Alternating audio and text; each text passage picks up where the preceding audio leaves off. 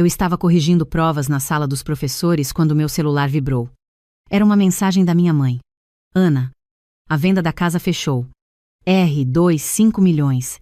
Preciso falar com você hoje. Venha aqui às 6. Olhei para o relógio na parede. 15h37. Meu coração acelerou, mas mantive o rosto neutro. Uma colega passou e perguntou se estava tudo bem. Tudo ótimo, eu disse, guardando o celular. A casa onde cresci, a casa que meu pai construiu tijolo por tijolo nos anos 90. A casa que ele deixou quando morreu há 1 ano, com a promessa de que seria dividida igualmente entre mim e meu irmão Ricardo. Terminei de corrigir as últimas provas, peguei minha bolsa e dirigi até a casa da minha mãe. Ela morava num apartamento pequeno no centro desde que vendeu a casa 2 anos atrás, mas a casa do meu pai, nossa casa de família no bairro residencial, ainda estava no nome da família. Pelo menos era o que eu pensava. Cheguei às 18h04, toquei a campainha. Minha mãe abriu a porta e algo no sorriso dela me fez sentir um frio na espinha. Não era um sorriso de alegria, era um sorriso de quem acabou de ganhar algo. Entra, filha. Ela me abraçou rapidamente e me levou para a sala. Sentei no sofá. Ricardo já estava lá, meu irmão mais velho, 43 anos, sempre foi o preferido da minha mãe. Ele estava sorrindo, mexendo no celular. Finalmente fechou. Minha mãe começou, sentando numa poltrona na nossa frente. A casa foi vendida hoje de manhã. 2,5 milhões. Dinheiro limpo, à vista. Que bom, mãe, eu disse. Minha avó saiu calma. E como vai ser a divisão? Ela trocou um olhar com Ricardo. Ele parou de mexer no celular. Ana, eu e Ricardo conversamos muito sobre isso. A gente precisa ser realista. Ela juntou as mãos. Ricardo tem esposa, tem 2 filhos na escola particular, tem as prestações do apartamento dele. Ele precisa de mais apoio. Senti meu estômago apertar, mas não disse nada. Então a gente decidiu. Ricardo vai ficar com 2 milhões. E você vai receber 500 mil. Silêncio. Ricardo me olhou, esperando uma explosão. Minha mãe também. Entendo, eu disse. Minha mãe piscou. Você entende? Sim, Ricardo tem mais responsabilidades. Faz sentido.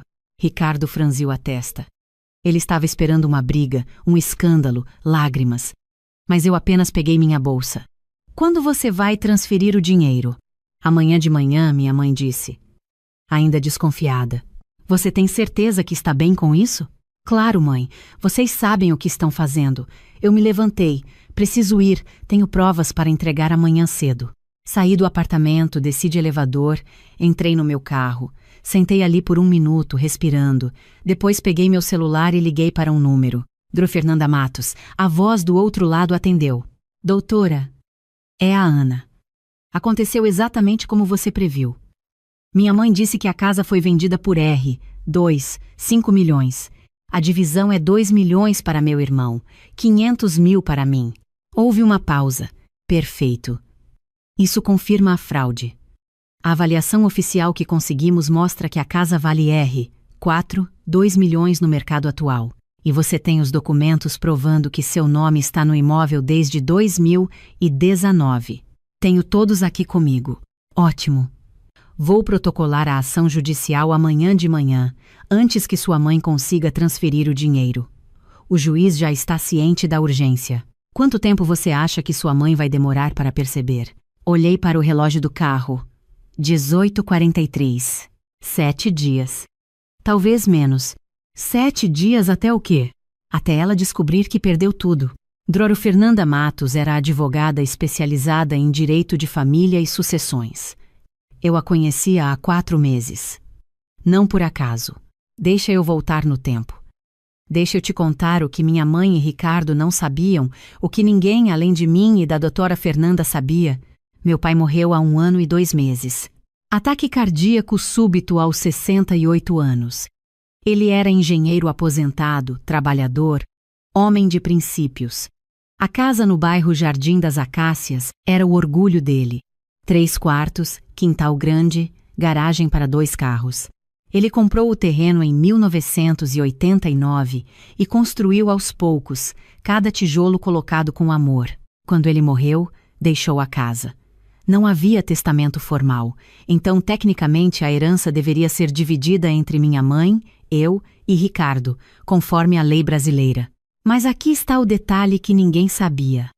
Em 2019, 3 anos antes de morrer, meu pai me adicionou como coproprietária da casa. Ele fez isso discretamente. Numa tarde de sábado, me levou ao cartório e registrou meu nome junto com o dele. Cinzeci la sute dele? Cinzeci la sute meu. Por quê, pai? Eu perguntei na época. Porque você cuida de mim, Ana. Quando sua mãe foi embora para o apartamento dela, você ficou vindo aqui todo fim de semana, fazendo comida, ajeitando as coisas. Ricardo só aparece quando precisa de dinheiro. Eu quero ter certeza de que você vai ter algo quando eu partir. Mas e o Ricardo? E a mãe? Sua mãe já tem o apartamento dela. E Ricardo? Meu pai suspirou. Ricardo vai precisar aprender a se virar. Ele tem 40 anos, Ana. Já passou da hora. Eu guardei aquele documento em segredo. Nem contei para minha mãe, nem para Ricardo. Meu pai me pediu para não contar. Eles não vão entender agora, ele disse. Mas um dia você vai precisar disso. E ele estava certo. 2 meses depois que meu pai morreu, comecei a notar coisas estranhas. Minha mãe indo muito ao cartório. Ricardo passando fins de semana na casa do Jardim das Acácias, organizando as coisas do pai. Conversas que paravam quando eu entrava na sala. Até que um dia, 3 meses atrás, eu estava visitando minha mãe e esqueci minha carteira lá. Voltei meia hora depois, coloquei a chave na porta devagar para não assustar ela e ouvi vozes na sala. Ricardo estava lá. E uma terceira voz masculina que eu não conhecia. Então está fechado, o homem dizia. Eu compro a casa por R, 2, 5 milhões. Ninguém precisa saber que ela vale mais. A gente faz tudo discreto. Eu transfiro o dinheiro, vocês dividem entre vocês e Ana fica com as migalhas. Mas e se ela reclamar? Minha mãe perguntou. Ela não vai reclamar, Ricardo disse.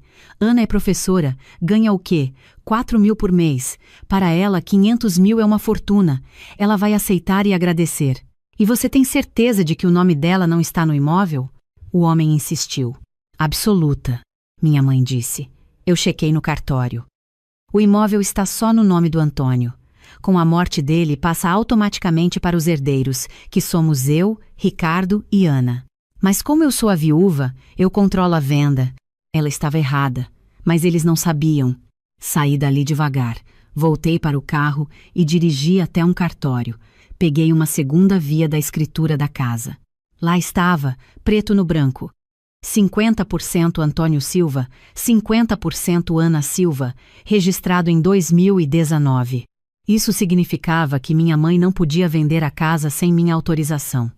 E mesmo que pudesse, eu tinha direito a 50% do valor, não a míseros 20%. Mas eu não falei nada. Não confrontei ninguém, porque eu percebi algo. Se eu dissesse alguma coisa ali, eles dariam um jeito de me enrolar, de falsificar documentos, de arrastar isso nos tribunais por anos. Eu precisava de um plano melhor. Foi quando procurei a doutora Fernanda. Contei tudo para ela. Mostrei os documentos. Ela analisou o caso e me disse algo que mudou tudo. Ana, sua mãe está planejando cometer fraude imobiliária. Se ela vender a casa sem seu consentimento, sabendo que você é coproprietária, isso é crime. E se ela declarar um valor menor do que o real para pagar menos impostos, isso é sonegação. O que eu faço? Você deixa eles venderem. O quê? Deixa sua mãe achar que conseguiu. Deixa ela assinar o contrato, receber o dinheiro, dividir com seu irmão. E aí, antes que eles gastem tudo, você entra com uma ação judicial. Com os documentos que você tem, o juiz vai anular a venda imediatamente. E sua mãe vai ter que devolver o dinheiro. Mas e se eles já gastaram? Aí vai piorar para eles. Vão ter que vender os bens deles para pagar. Mas aqui está a parte interessante. Você também vai pedir uma avaliação oficial do imóvel. Eu tenho quase certeza de que vale muito mais do que 2, 5 milhões. E ela tinha razão. Contratamos um avaliador judicial. A casa no Jardim das Acácias, numa localização que valorizou muito nos últimos anos, num lote grande, com toda a infraestrutura, valia R$ 2 milhões no mercado. Minha mãe estava vendendo por quase metade do preço, para um amigo de Ricardo, que provavelmente ia revender e embolsar a diferença. Então passei os últimos 3 meses documentando tudo. Cada visita ao cartório que minha mãe fazia, cada conversa que Ricardo tinha com o comprador, cada mensagem no WhatsApp que eu conseguia ver quando eles deixavam o celular desbloqueado. A Dora Fernanda montou um dossiê completo e 3 semanas atrás ela entrou com um pedido preventivo na justiça. Não uma ação ainda, apenas um pedido de bloqueio cautelar, caso a venda se concretizasse sem meu consentimento. O juiz analisou os documentos e aprovou. A partir do momento que a venda fosse registrada, ele teria 48 horas para emitir a ordem de bloqueio. Então, quando minha mãe me mandou aquela mensagem hoje dizendo que a venda tinha fechado, eu soube. O relógio começou a contar. 7 dias. Tempo suficiente para minha mãe transferir o dinheiro, para Ricardo começar a gastar, para eles se sentirem vitoriosos. E então, bum! Tudo desmorona. Saí do carro e dirigi para casa. Morava sozinha num apartamento de 2 quartos, simples mas confortável. Cheguei, tomei banho, preparei um chá e sentei na varanda.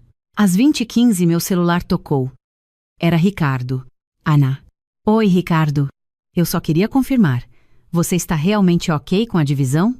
Por que não estaria? É que, sei lá, achei que você ia fazer um escândalo, que ia reclamar, mas você foi bem tranquila. Ricardo, eu tenho 40 anos, não sou mais criança para fazer escândalo. Se vocês acham que é justo, então tudo bem. Silêncio do outro lado. Tá bom então. O dinheiro cai na conta da mãe amanhã. Ela vai transferir o seu até sexta. Ótimo, obrigada, mano. Desliguei. Olhei para o relógio. 20. 23. 6 dias e meio restantes. Na manhã seguinte, acordei com uma mensagem da doutora Fernanda. Venda registrada no cartório às 9 horas. Pedido de bloqueio protocolado às 9h17. Juiz deve assinar hoje à tarde. Fui trabalhar normalmente. Dei minhas aulas de matemática para o 8º grau ano. Almocei na cantina com as colegas. Ninguém sabia do drama silencioso que estava se desenrolando. Às 16 horas, outra mensagem da doutora Fernanda. Bloqueio aprovado. O dinheiro da venda está retido. Qualquer transferência acima de R$ 50 mil precisa de autorização judicial. Sua mãe ainda não sabe. Sorri sozinha na sala dos professores. Às 18 horas, meu celular tocou. Minha mãe. Ana, filha, o dinheiro ainda não caiu na conta. O banco disse que tem algum problema com a transferência. Você sabe alguma coisa? Eu? Por que eu saberia? Não sei. Só perguntando. Deve ser procedimento normal para valores altos. O gerente disse que resolve em 24 horas. Com certeza, mãe. Não se preocupe. Mas ela estava preocupada. Eu podia ouvir na voz dela. No dia seguinte, terça-feira, minha mãe ligou de novo. 3 vezes. Deixou mensagens. O banco bloqueou a conta. Disseram que tem uma ordem judicial. Ana, você fez alguma coisa? Não respondi imediatamente. Esperei até a noite. Mãe, que história é essa de ordem judicial? Eu não sei. Apareceu um bloqueio na conta. Diz que tem um processo em andamento. Você entrou com algum processo? Eu? Por que eu faria isso? Não sei, Ana. Você está me deixando nervosa. Mãe, se tem ordem judicial, deve ter um bom motivo. Você fez tudo certinho na venda? Declarou o valor real? Silêncio. Mãe? Claro que sim. Ela mentiu. Claro que declarei tudo certinho. Então não tem com o que se preocupar. A justiça vai investigar e vai liberar o dinheiro. Na quarta-feira, recebi a ligação que eu estava esperando. Ricardo. Ana, você precisa me contar a verdade. Você fez alguma coisa relacionada à casa? Do que você está falando? A venda foi bloqueada. Tem um processo na justiça. E eu descobri uma coisa. Seu nome aparece como coproprietária da casa. Desde 2019. Você sabia disso? Fiz uma pausa calculada. Sabia. Ok. Pai me colocou como coproprietária 3 anos antes de morrer. Ele me levou no cartório. Achei que vocês soubessem. Ana, se você era dona de metade da casa, por que você não falou nada? Porque eu queria ver até onde vocês iriam, Ricardo. Silêncio tenso. Até onde nós iríamos? Do que você está falando? Eu ouvi a conversa. Há 3 meses. Eu ouvi você, a mãe e aquele homem planejando vender a casa por menos da metade do valor real. Ouvi vocês combinando de me dar migalhas enquanto ficavam com quase tudo. Ana, escuta. Não, você escuta. A casa vale R$ 2 milhões. A avaliação judicial já confirmou. Vocês tentaram vender por 5 milhões para um comprador de fachada. Isso é fraude. E fizeram isso sem meu consentimento, sendo que eu sou dona de 50%. Mas nós não sabíamos que você... Mentira! A mãe checou o cartório. Ela sabia que eu não estava no nome, mas ela não checou direito. Não viu que papai me adicionou antes de morrer. Ricardo ficou sem palavras. O que você quer, Ana? Justiça. Só isso. Desliguei.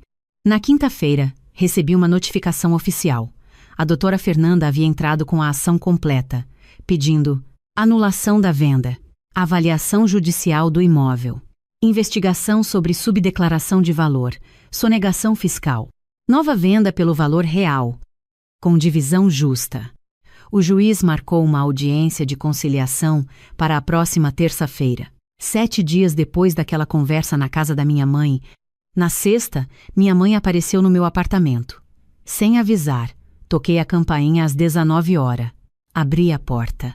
Ela estava com os olhos vermelhos, tinha chorado. Ana. Oi, mãe, entra. Ela entrou, sentou no sofá, ficou olhando para as mãos. Por que você fez isso? Sentei na poltrona em frente a ela. Fiz o quê? Você sabe muito bem. Bloqueou a venda. Entrou com processo. Está acusando a gente de fraude. Vocês cometeram fraude, mãe. Ana, seu irmão precisa desse dinheiro. Os filhos dele estão na escola particular. A prestação do apartamento está atrasada. Ele está desesperado. E eu não preciso? Você ganha seu salário. Você não tem filhos. Não tem as mesmas responsabilidades. Mãe, eu sou dona de metade daquela casa. Papai me deu 50%. E mesmo se não fosse, uma divisão justa seria 33% para cada um de nós 3. Mas vocês queriam me dar 20% de um valor que já era menor que o real. Era o que dava para fazer. Era o que dava para roubar de mim, a senhora quer dizer.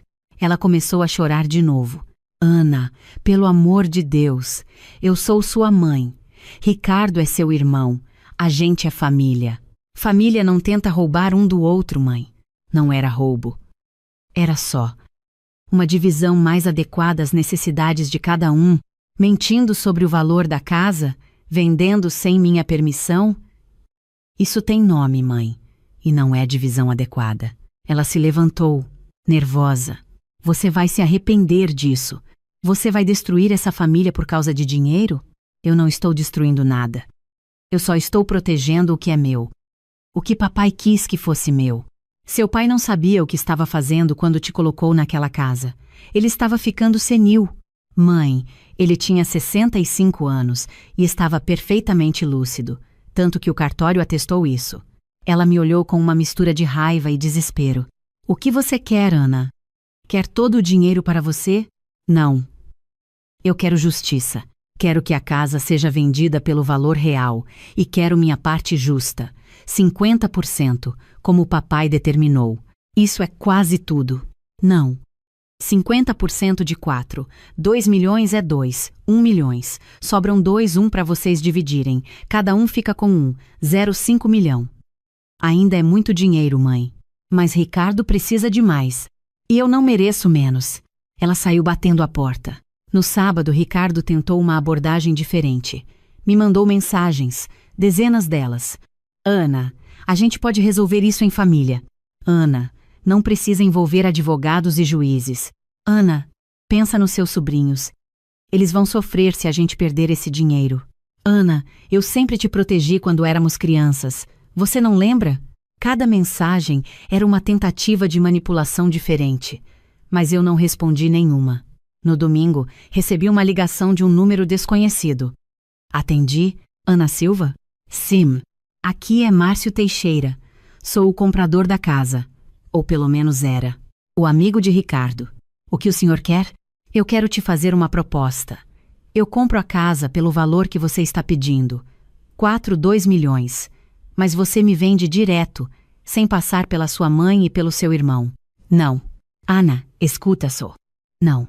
Primeiro, porque não seria legal. Segundo, porque o senhor foi cúmplice numa tentativa de fraude. E terceiro, porque eu não negocio com gente desonesta. Desliguei. Na terça-feira, às 14 horas, foi a audiência de conciliação, no Fórum Cível, sala 3. Cheguei 15 minutos antes. A Dora Fernanda já estava lá, com uma pasta cheia de documentos. Pronta?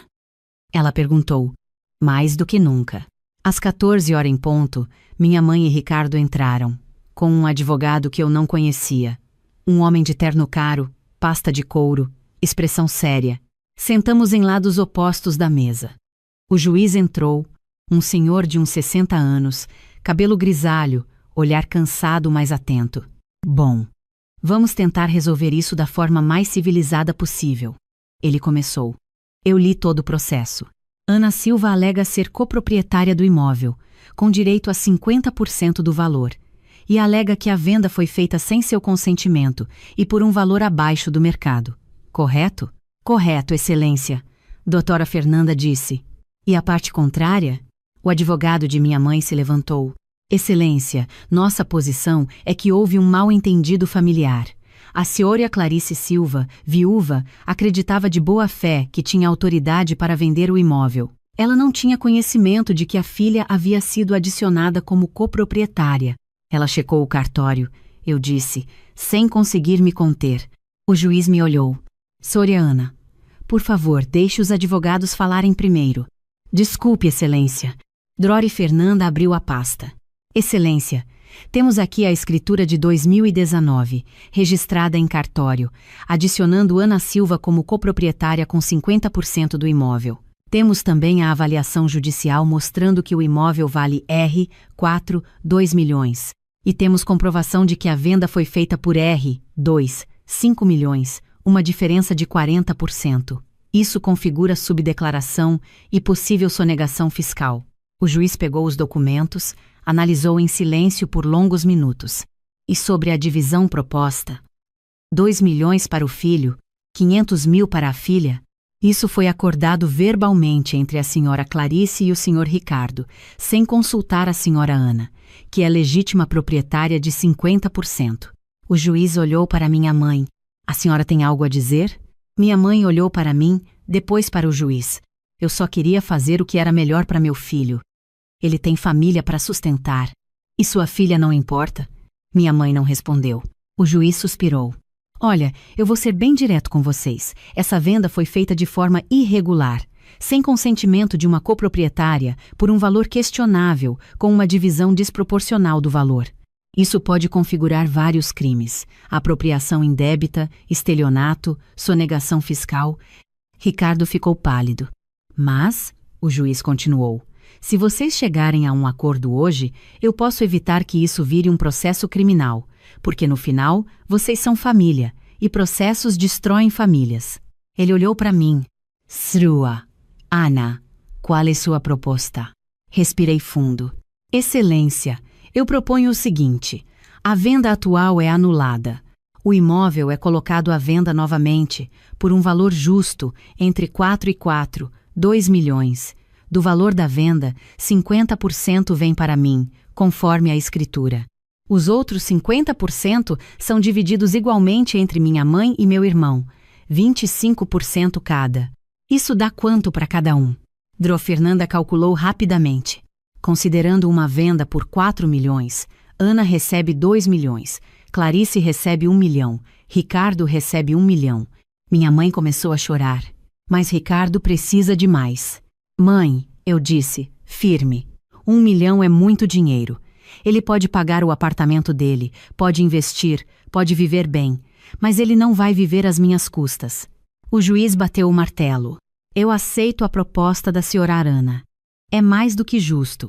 Na verdade, ela poderia exigir os 50% e deixar só 50% para serem divididos entre os outros herdeiros legais.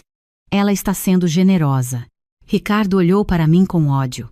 Você está feliz agora? Destruiu a família por dinheiro? Não, eu respondi. Calma. Eu protegi o que era meu. Você que tentou me roubar. Saímos do fórum em silêncio. Minha mãe e Ricardo foram para um lado, eu e Droro Fernanda para outro. Parabéns, ela disse. Você conseguiu. Obrigada por tudo. Agora é só aguardar a venda. Pode levar alguns meses para achar um comprador sério, mas você vai receber o que é seu. 3 meses depois, a casa foi vendida, por R$ 1 milhões. Um casal jovem, médicos, com 2 filhos pequenos. Gente honesta, que adorou a casa, o quintal, o bairro. Recebi minha parte. R$ 2,05 milhões. Minha mãe e Ricardo receberam R$ 1,025 milhão cada um. Não tive mais notícias deles. Minha mãe não atende minhas ligações. Ricardo me bloqueou em todas as redes sociais. Meus sobrinhos, que eu adorava, não sei mais como estão. Mas sabe o que eu sinto? Paz. Porque eu não fiz nada errado. Eu só protegi o que meu pai quis que fosse meu. Eu só exigi justiça numa situação que era claramente injusta. Tem gente que vai dizer que eu destruí minha família por dinheiro, mas a verdade é que eles tentaram me roubar, e quando eu me defendi, eles não conseguiram aceitar. Com o dinheiro, quitei meu apartamento, investi a maior parte, fiz uma viagem para a Europa que sempre sonhei, e doei R$ 100 mil para uma instituição que ajuda professores em dificuldade financeira. 6 meses depois do dia em que minha mãe me chamou para dar a notícia da venda, eu estava sentada na varanda do meu apartamento, tomando vinho, olhando a cidade. Meu celular vibrou. Era uma mensagem de um número desconhecido. Ana, é o Ricardo. Eu sei que você não quer falar comigo, mas eu preciso dizer uma coisa. Você estava certa. A gente tentou te passar para trás, e você nos ensinou uma lição. Não sei se um dia a gente vai se falar de novo. Mas queria que você soubesse. Eu entendi. Li a mensagem 3 vezes. Não respondi. Apenas deletei o número. Olhei para o relógio na parede. 20h47. E pela primeira vez em meses, eu não estava contando nada. Não estava esperando nada. Não estava com medo de nada. Eu estava apenas vivendo. Em paz. Com minha consciência tranquila. Porque justiça não é sobre ganhar. Justiça é sobre fazer o que é certo, é sobre não deixar que te pisem, é sobre respeitar o que aqueles que nos amaram deixaram para nós. Meu pai me ensinou que família é importante, mas ele também me ensinou que dignidade é mais importante ainda, que você não pode deixar que ninguém, nem mesmo família, te trate como se você valesse menos. Ricardo e minha mãe acharam que eu era fraca, acharam que eu ia aceitar as migalhas que eles jogassem. Acharam que por eu ser mulher, por não ter filhos, por ser só uma professora, eu não merecia o mesmo que eles. Estavam errados. E no final, não foi sobre o dinheiro. Foi sobre respeito. Foi sobre justiça. Foi sobre honrar a memória do meu pai, que trabalhou a vida toda para construir aquela casa e que quis que eu tivesse minha parte. Hoje, quando passo em frente à casa no Jardim das Acácias, vejo o casal jovem no jardim com os filhos. Vejo a casa viva de novo, cheia de amor. E sei que meu pai estaria feliz. Não pelos milhões, mas porque a filha dele aprendeu a se defender. Aprendeu que bondade não é fraqueza e que justiça no final sempre vence.